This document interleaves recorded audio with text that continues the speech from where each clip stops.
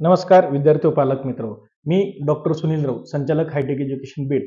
स्वप्न MBBS 2025 चे या सदराखाली आज आपण एका महत्त्वाच्या टप्प्यावर येऊन ठेपलो आहोत. म्हणजे आज जी 30 जुलै 2025 ची जी काही तारीख आहे, ही महाराष्ट्राची जी काही प्रोसेस असते CET सेलची, त्याचा हा आज शेवटचा दिवस आहे. ज्या विद्यार्थ्यांनी आपला फॉर्म भरायचा राहिलेला आहे किंवा भरलेला आहे, हे स्वतः चेक करायचं आहे. आज संध्याकाळी 11:59 याचं फॉर्म भरण्याची, डॉक्युमेंट अपलोड आणि फीस करण्याची जी काही वेळ आहे ती आज संध्याकाळी 11:59 आहे. तर आज ह्या व्हिडिओ मार्फत आपण चर्चा करणार आहोत की याची जी काही मेरिट लिस्ट येणार आहे 2 ऑगस्टला आणि 3 ऑगस्ट पासून जी काही चॉईस फिलिंग होणार आहे, तर सुरुवातीला जी आहे तर MBBS BDS ह्या कोर्ससाठी म्हणजे ग्रुप ए साठी ही चॉईस फिलिंग राहणार आहे. महाराष्ट्र CET सेलच्या अंतर्गत जी काही प्रोसेस होणार आहे ती महाराष्ट्र CET सेल ही 3 ग्रुपमध्ये प्रवेश प्रक्रिया करते. त्यामध्ये ग्रुप ए मध्ये येतात MBBS BDS, ग्रुप बी मध्ये येतात BMS BHMS, ग्रुप सी मध्ये येतात फिजिओथेरपी. तर ह्या ज्या प्रकारे जी काही प्रोसेस होणार आहे तर ती सुरुवातीला ग्रुप ए ची म्हणजेच MBBS BDS ची प्रोसेस चालू होणार आहे. तर ह्या व्हिडिओ मार्फत आपण चर्चा काय करणार आहोत, तर कुठल्या रँक परतच्या मुलांनी महाराष्ट्र CET सेलच्या अंतर्गत कॅटेगरी वाईज यांची रँक म्हणजे कुठली, तर ऑल इंडिया रँक वाईज कुठल्या कॅटेगरीच्या विद्यार्थ्यांनी याच्यात पार्टिसिपेट केलं पाहिजे म्हणजे त्यांना सीट भेटणार आहे. लास्ट इयरला कुठल्या रँकला, कुठल्या कॅटेगरीला, कुठल्या विद्यार्थ्यांना गव्हर्नमेंट भेटलं का सेमी गव्हर्नमेंट भेटलं, आपण ह्या विषयावर आज चर्चा करणार आहोत. तर या सगळ्या माहितीसाठी तुम्हाला काय करायचं, तर हा व्हिडिओ शेवटपर्यंत तुम्हाला पाहायचा आहे. याच्यामध्ये कॅटेगरी वाईज आपण गव्हर्नमेंट आणि सेमी गव्हर्नमेंटच्या कॉलेजबद्दल चर्चा करणार आहोत. तर शेवटपर्यंत हा व्हिडिओ पहा. जर तुम्ही चॅनलला नवीन असाल तर चॅनलला लाईक आणि सबस्क्राईब करा, बेल आयकॉनचं बटन दाबा, जेणेकरून येणाऱ्या प्रोसेसमध्ये तुम्हाला प्रत्येक गोष्टीची जी काही इत्थंभूत माहिती आहे आपल्यापर्यंत आम्ही आमच्या युट्यूबच्या मार्फत पोहोचू. त्यासाठी तुम्हाला सबस्क्राईब करणं खूप गरजेचं आहे. तर आजच्या विषयाला सुरुवात करूया की ग्रुप ए अंतर्गत जी काही MBBS BDS चे कॉलेजेस आहेत आणि याची जी काही चॉईस फिलिंग चालू होणार आहे, तर कुठल्या रँक पर्यंतच्या विद्यार्थ्यांनी याच्यामध्ये पार्टिसिपेट करायचं आहे.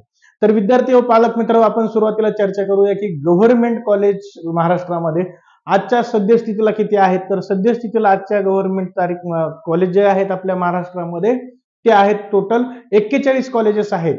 आणि याच्यामध्ये जी काही कॅटेगरी वाईज जी आपण आता रँक बघणार आहोत, तर ती आपण सुरुवातपासून चालू करूया. कॅटेगरी वाईज तर विद्यार्थी व पालक मित्र, जनरल कॅटेगरी म्हणजे ओपन कॅटेगरी मधला जो काही विद्यार्थी लास्ट ऍडमिटेड म्हणजे सगळ्यात शेवटचा जो काही रँक होता लास्ट इयरचा, काय रँक वरती तो विद्यार्थी ओपन कॅटेगरी मधला हा गव्हर्नमेंट कॉलेजमध्ये लागला, तर कोणता विद्यार्थी लागला, तर त्याची रँक होती 46,447. 46,447 ही रँक कुठल्या कॉलेजची होती, तर गव्हर्नमेंट कॉलेजला तो विद्यार्थी लागला होता. हा कुठल्या कॉलेजला लागला होता आपण हे पुढच्या एखाद्या व्हिडिओमध्ये बघू की लास्ट ऍडमिटेड कॅन्डिडेट कुठल्या कॉलेजला लागला होता. आय थिंक आपण याच्या अगोदर व्हिडिओ बनवला, त्याच्यामध्ये बनवलेला आहे. यानंतर कुठली कॅटेगरी पाहूया, तर EWS. तर EWS ला जी काही लास्ट ऍडमिटेड कॅन्डिडेट होता तो होता 70,480. त्याचबरोबर SCBCचं पाहायला गेलं आपण, तर लास्ट इयर जे काही SCBCचं आरक्षण आलं, SCBC मध्ये 10% जे काही रिझर्वेशन दिलं, त्याच्यामध्ये SCBC मधला जो काही विद्यार्थी लागला तो लागला 66,044.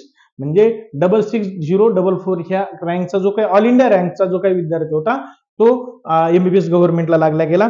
त्याचबरोबर ओबीसीचा विद्यार्थी जो आहे 46,260 ला हा विद्यार्थी ओबीसी कॅटेगरीतनं लास्ट ऍडमिटेड कॅन्डिडेट राहिला. त्याचबरोबर पाहायला गेलं तर SC आणि ST चे कट ऑफ हे खूप कमी असतात, रँक पण त्यांची त्याप्रमाणे असते. तर SC कॅटेगरी मधला जो विद्यार्थी लागला हा लागला 1,53,666, जशी काय ऑल इंडिया रँक होती SC कॅटेगरी मधनं तो विद्यार्थी लागला. मग हा विद्यार्थी गर्ल्स होता का बॉईज होता, तर नाही. हे जे काही 1,53,660 ची जी रँक होती ही कुठल्याही मुलाची असू शकते, मुलाची किंवा मुलीची. लास्ट ऍडमिटेड ST कॅटेगरी मधला हा विद्यार्थी होता. ST कॅटेगरीमध्ये 3,63,865. ST कॅटेगरीतला जो काही विद्यार्थी लागला 3,63,865 रँकचा विद्यार्थी लागला. तर ST कॅटेगरीचं आपण पहिल्यापासून पाहिले की जी काही कॉलेज वाईज आपण हे जे केलेलं आहे कट ऑफ आणि रँक वर पाहिलेला आहे, त्याच्यात ST कॅटेगरीचा हा रँक खूप कमी असतो, म्हणजे जास्त असतो, विद्यार्थी कमी मार्कवर लागले जातात. त्याचबरोबर VJ मध्ये जे आहे 96,153 मध्ये हा विद्यार्थी लास्ट ऍडमिटेड लागला. NTB म्हणजे NT1 मध्ये 1,12,449. NTB आपलं सॉरी NTC किंवा NT2 आपण म्हणतो असं, त्याच्यामधला विद्यार्थी 64,385. त्याचबरोबर NT3 म्हणजे NT याच्यामध्ये 59,880. ह्या प्रकारे कॅटेगरी वाईज मुलं जी काही गव्हर्नमेंटचे आपल्या महाराष्ट्रातले लास्ट इयरचे 41 कॉलेजेस होते, त्याच्यामध्ये हे विद्यार्थी लास्ट ऍडमिटेड त्यांच्या कॅटेगरीनुसार हे अलॉटेड झालेलं आहे. आता जसं 15% बी आहे काउन्सिलिंग चालू, त्याचे रजिस्ट्रेशन चालू आहे. त्यांची डेट 4 तारखेला त्यांचाही रिझल्ट लागणार आहे. 31 तारखेपर्यंत त्यांचे रजिस्ट्रेशन आहेत, चॉईस फिलिंग्स आहेत.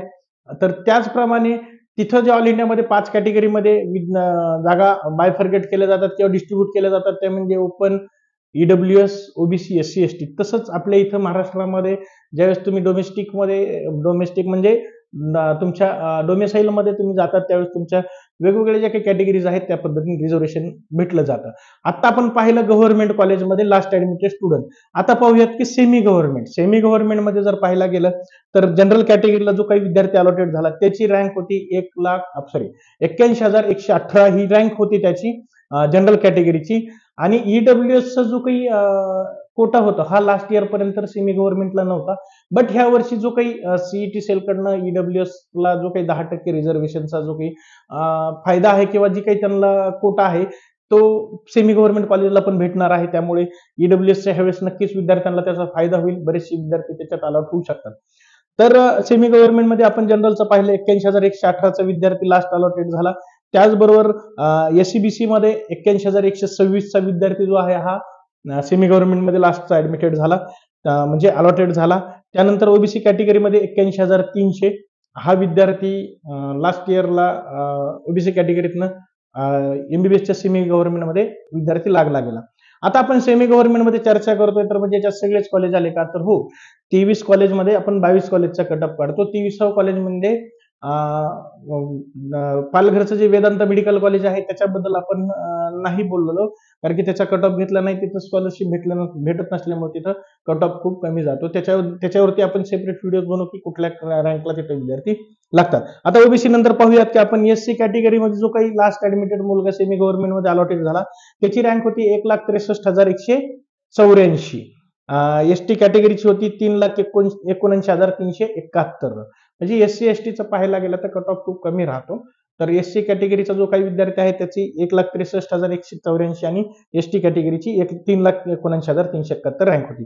त्याचबरोबर विजेचा जो होता 1,02,956चा विद्यार्थी लास्ट ऍडमिटेड झाला सेमी गव्हर्नमेंटला. NT-ब किंवा NT-1 जो म्हणतो आपण तर 1,26,257चा विद्यार्थी रँकचा विद्यार्थी त्याच्यामध्ये लागला गेला. NT2 किंवा NTC म्हणतो तर याचा 80,249 रँक मध्ये विद्यार्थी लागला. आणि NT-ड किंवा NT3 जे म्हणतो आपण त्याला 79,233. अशा वेगवेगळ्या कॅटेगरीचे लास्ट ऍडमिटेड जे काही ऑल इंडिया रँकचे विद्यार्थी आहेत ह्या पद्धतीने लास्ट इयरला जे काही गव्हर्नमेंट आणि सेमी गव्हर्नमेंट कॉलेजमध्ये अलॉटेड झाले. तर सेमी गव्हर्नमेंटमध्ये आपण वेदांता मेडिकल कॉलेज पालघर याचं पण घेतलेला नाही कट ऑफ, का तर तिथं स्कॉलरशिप नसल्यामुळे तिथला कट ऑफ थोडा वेगळा लागतो. त्याच्यावरही आपण सविस्तर बोलू, मी यापूर्वी बोललो आहे. तर विद्यार्थी व पालक मित्र, आपण गेल्या वर्षी पाहायला गेलं तर 64 कॉलेजेस आहेत, बट प्रिव्हियस 1-1.5 महिन्यापूर्वी जसं आपण बघितलं की 2 नोटीस आल्या होत्या. एक तर GMC अहिल्यानगर 100 सीट्स आणि CSSMS कॉलेज संभाजीनगर 150 सीटचं जे आहे असे 2 कॉलेज येणार आहेत असं बोललं गेलेलं आहे. पण त्याच्याबद्दल काही नोटीस आलेली नाही, काही नाही. पण बघूयात की आता प्रोसेस ज्यावेळेस चालू होणार आहे 3 तारखेला त्यावेळेस त्यांचा कोड जनरेट होतोय की नाही होते. आणि दुसरं महत्वाचं म्हणजे अजून कुठल्याही कॉलेजची फीस अपडेट झालेली नाहीये. आताही लास्ट इयरची फीस शो करत आहे त्यांच्याकडे. येत्या 2 दिवसामध्ये त्याचं फीस अपडेट होईल. आपल्या ग्रुपवरती मी तुम्हाला ती शेअरच केलं जाईल की प्रत्येक कॉलेजची फीस किती असेल. अकॉर्डिंगली त्या पद्धतीने आपण चॉईस फिलिंग किंवा जे काही आपल्या रँकनुसार जे कॉलेजेस आहेत हे आपण मुलांना, पालकांना आपण त्याच्याबद्दल पूर्णपणे मार्गदर्शन करतो. आता विद्यार्थी व पालक मित्र, आता मी ग्रुपला एक आपल्या पेड ग्रुपला एक यादी टाकलेली आहे. त्याच्यात कॉलेज कोडचं आणि कॉलेजचे डिटेल्स सगळे टाकलेले आहेत. त्याप्रमाणे जे काही आपले रँक आहेत, कुठल्या रँकला कुठलं कॉलेज लागते, काय लागते, याच्या संदर्भात ग्रुपमध्ये एक मी PDF टाकत आहे. कुठल्या कॉलेजला किती अलॉटेड म्हणजे कुठल्या रँकला विद्यार्थी लागलेला आहे त्यानुसार तुम्ही तुमचे कॉलेजेस पाहू शकता की आपण कुठल्या कुठल्या कॉलेजला लागू शकतो. तर विद्यार्थी व पालक मित्र, मी अपेक्षा करतो की हा व्हिडिओ तुम्हाला नक्कीच आवडला असेल, कारण की हा व्हिडिओ तुम्हाला तुमच्या येणाऱ्या जे काही 2 दिवसाची प्रोसेस, 2 दिवसांनी जी काही प्रोसेस होणार आहे त्यासाठी तुम्हाला खूप महत्वपूर्ण असेल. जे विद्यार्थी माझ्याकडे पेड ग्रुपमध्ये आहेत त्यांना तर आम्ही इंडिव्हिज्युअल काउन्सिलिंग करतो. ज्यांना कुणाला माहिती हवी असेल याच्याबद्दल अधिकची तर त्यांनी डिस्क्रिप्शन बॉक्समध्ये आमची काही व्हॉट्सअपची ग्रुपची लिंक दिलेली आहे, त्या ग्रुपला जॉईन करू शकता किंवा जे नंबर आहे त्याच्यावरती फोन करून विचारू शकता. आमची पेड काउन्सिलिंग पूर्णपणे फुल झालेली आहे, ऑफलाईन आणि ऑनलाईन. बट कुणाला माहिती हवी असेल तर त्यांनी संपर्क नक्कीच साधू शकता. तुर्तास आजच्या व्हिडिओला मी इथंच थांबतो. येणाऱ्या व्हिडिओमध्ये आपण BDSच्या रँक बद्दल बोलणार आहोत. त्याचबरोबर पुढच्या प्रोसेसला म्हणजेच आयुष विभागात म्हणजे आयुष डिपार्टमेंटच्या म्हणजे ग्रुप बीचे जे आहेत त्याच्याबद्दल आपण बोलणार आहोत. तर आजच्या व्हिडिओला मी इथंच थांबतो. आपली रजा घेतो. धन्यवाद.